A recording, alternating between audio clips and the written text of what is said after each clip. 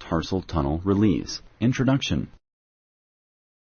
Which of the following is the tarsal tunnel? Choose one of the following options. Correct. This is the tarsal tunnel.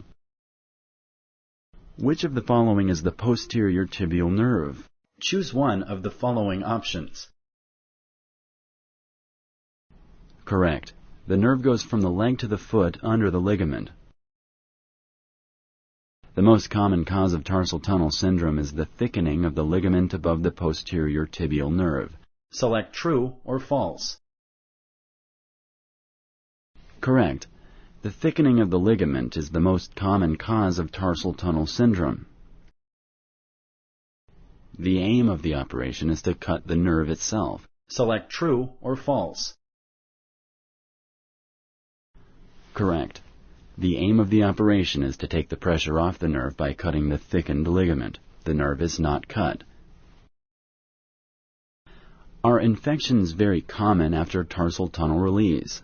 Select yes or no. Correct. Infections are very rare. Paralysis, infection, and bleeding are common after tarsal tunnel release. Select true or false. Correct. Paralysis and weakness are very rare in tarsal tunnel release.